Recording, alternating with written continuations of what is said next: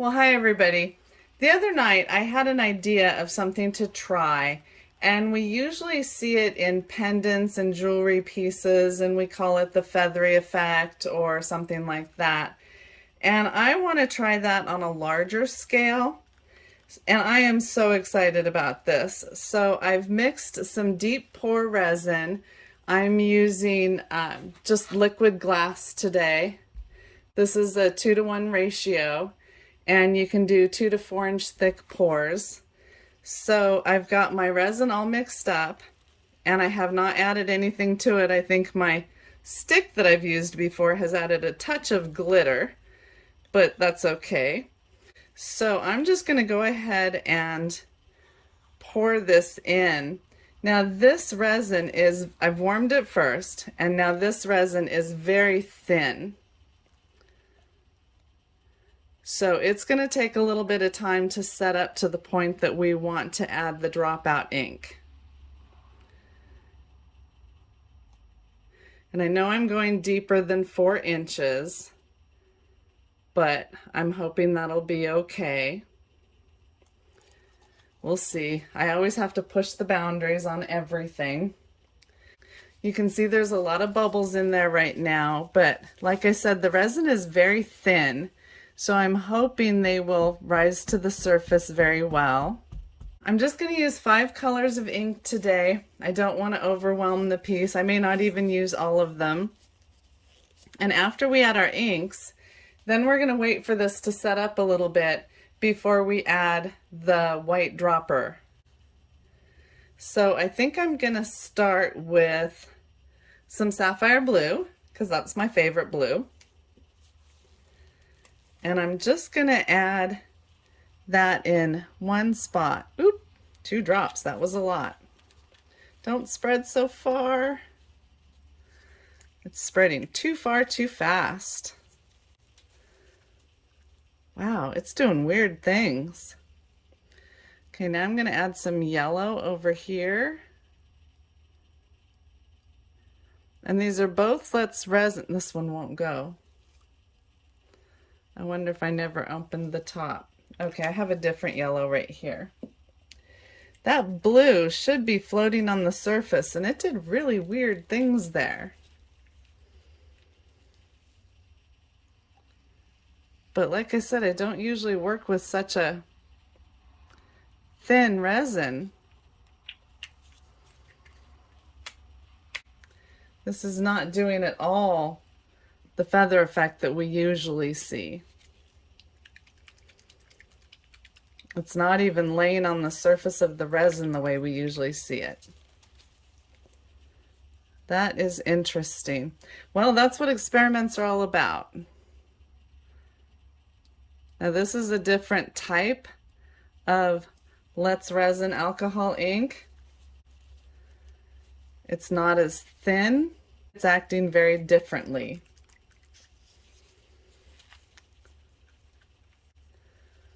We'll put a little pink over here. I don't know how well you can see that.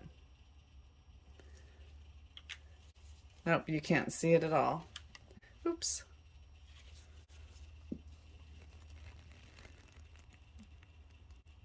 So there's the red and the pink. Let's see if I can fix this stand. There we go. Now it just wants to tip over, but that's okay. Okay, now I want to add a little bit of purple. That blue and yellow is doing really weird stuff.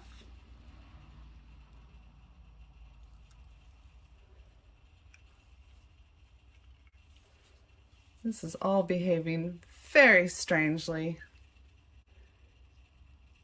Wow. Okay, well, since it's not spreading a whole lot, maybe I'll throw some green in there too.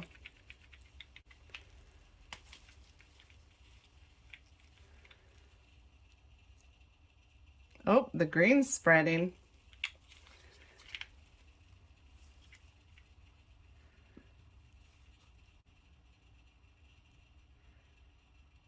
Look at that move. That is so weird. Okay, I think I'm just going to let it sit for a little while and see what this does. And then I will come back to it, see how these have spread across the surface of the resin before I add any more and maybe muddy it up too much. Got to add a little bit more yellow. Otherwise the whole thing's going to be too dark.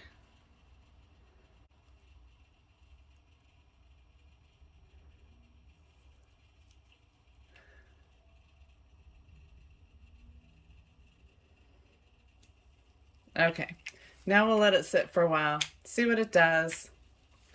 And I'm going to come back in about 20 minutes just to see what it looks like and what else we want to do. But it's probably going to be quite a while before I'm ready to add the sinker ink.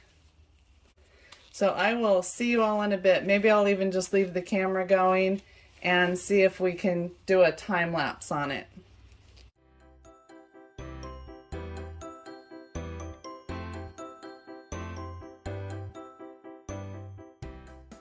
All right, now that it's been about 20 minutes and the colors have moved and thinned and they're not as bright as I want, especially when you realize they're going to go down through several inches of resin.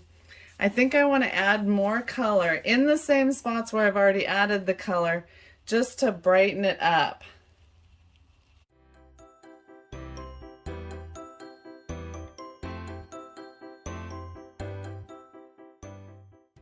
Okay, now I'm just going to give that another 15 minutes or so to spread and do its thing just like before.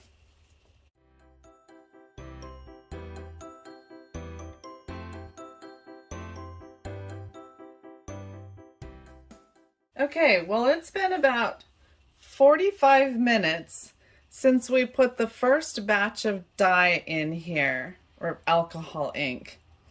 And then we kept recording to do a time lapse, and then we put more ink in, and I can see where the ink is sinking a little bit on its own.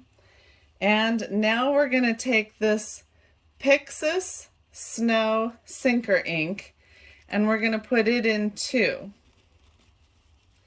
And this is really cool. And I'm going to put, I've never used this type of applicator bottle, so hopefully that goes well. Ooh, I want to put it in a design, but it evidently comes out too quickly. So that's not exactly what I wanted to happen, because it should take the dye and sink with it. And that is not occurring. It's just sitting on top.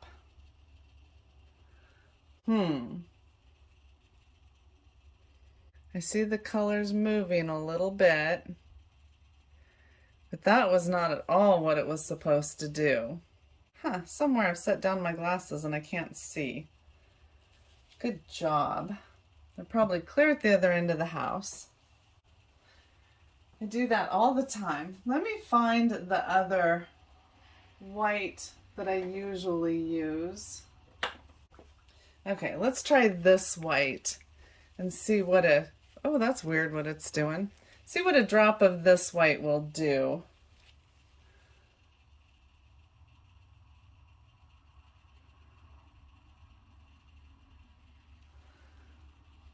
I'm just going to put a little bit of this in, and I'm going to do it in a little bit of a wavy pattern.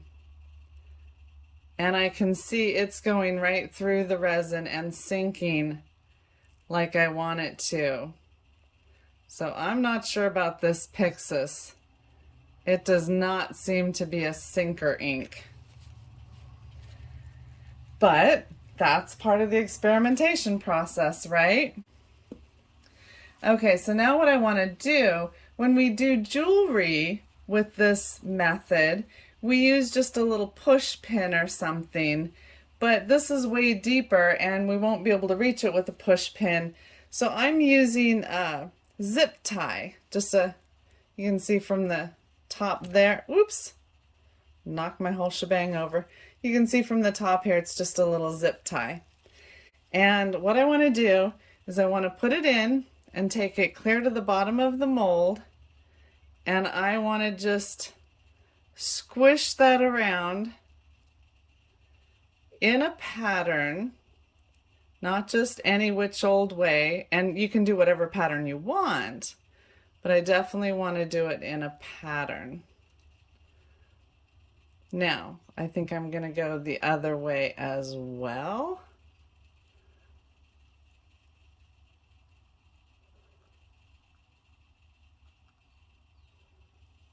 And then just pull it out. Okay, so you can see that made a design in the top. Let me wipe the resin off my fingers. Well, my gloves. Otherwise I will get it everywhere. And let's lower the camera down so that you can get a side view here.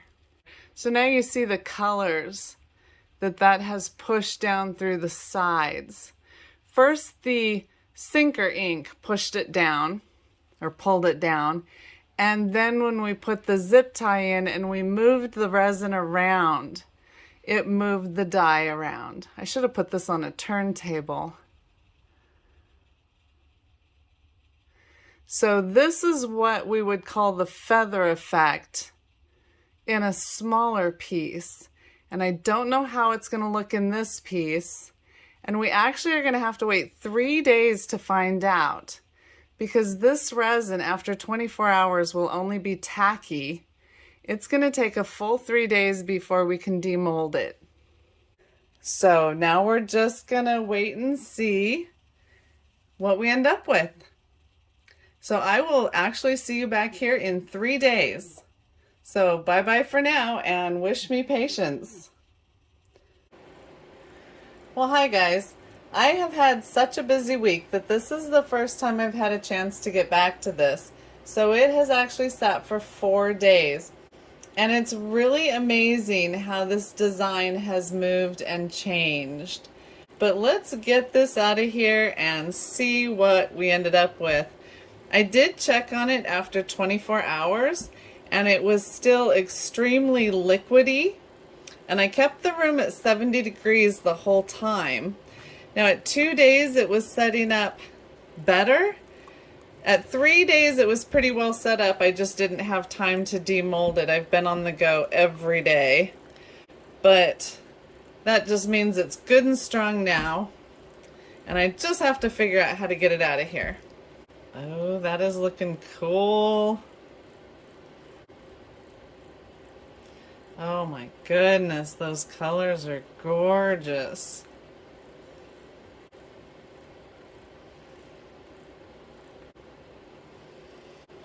Well, let's look at this. So there's the top, and there's the sides. But now I really want to see what it looks like with a light base. You ready? Okay. And it didn't come on. What's wrong with my light base? Or if my... Oh! The light base is on. It's just not letting any light through. We've got too much color in there. Well, I was really hoping this would be a lamp, but it's just not letting much light through at all. Now maybe in a dark room it would let more light through. Well, now I got into a nice dark room, and I think it's almost too dark. This is showing some really cool colors, but that's from the light base itself. It's not really using the colors of the piece that we created.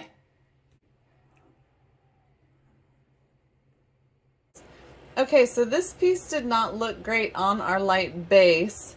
It didn't really let the light through. I just put too much ink in it. But it does look really great on its own, just as a standalone piece. I really like it. And I think if I were to do this again, I would just use less ink. Because in this area, the light showed through well, just not in the darker areas. So I think that as a concept, this was good. And the execution just needs to be a little bit different. If you also remember, the first white that I added did not react the way I wanted it to. So then I added a second kind of white to get it to sink. And so overall it ended up with too much white in it. So anyway, that is our experiment for today. And I think this is very cool, and I'm going to go put it on my bookcase. And I will see you guys soon. Bye bye for now.